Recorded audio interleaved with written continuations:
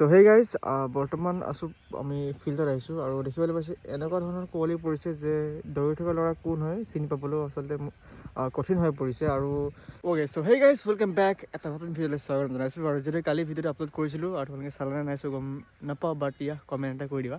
So' first of all আজি ইমানে কুঁৱলী পৰিছে যে লাষ্ট ঠাণ্ডা বুলি ক'ম আচলতে। আৰু যিজন বা যেনেকৈ ল'ৰা দৌৰি আছে আমি অকণমান ডোখৰে দেখিবা, বাকী ডোখৰ দেখি নাপাওঁগৈ আৰু কিয়নো ইমানেই কুঁৱলী পৰিছে আজি।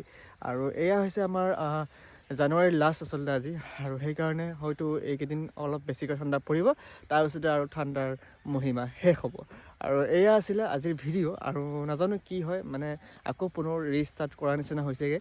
আৰু ইমান ঠাণ্ডা পৰিছে, ৰানিং কৰিবলৈ বহুত অসুবিধা হ'ব, বাট আমি ৰানিং কৰিব লাগিব। আৰু তোমালোকে এপ্লাই কৰি ল'বা সোনকালে, কিয়নো 8 তাৰিখ আছিলে আছাম পুলিচৰ লাষ্ট ডেট। তোমালোকে অতি সোনকালে এপ্লাই কৰি ল'বা, ইমান দিনলৈকে ৰখি নাথাকিবা। তো জয় অসম।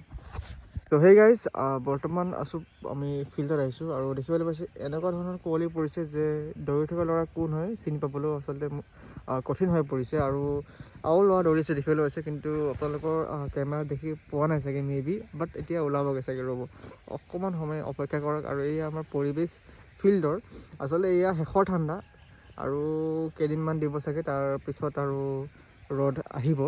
আৰু এতিয়া কথাটো হ'ল যে ইমানে ঠাণ্ডা পৰিছে, ইমানে কুঁৱলী পৰিছে যে কি ক'ম আৰু, ন' ৱৰ্ডছ। আৰু এয়া আমাৰ ল'ৰা এটা দৌৰি আছে, চ'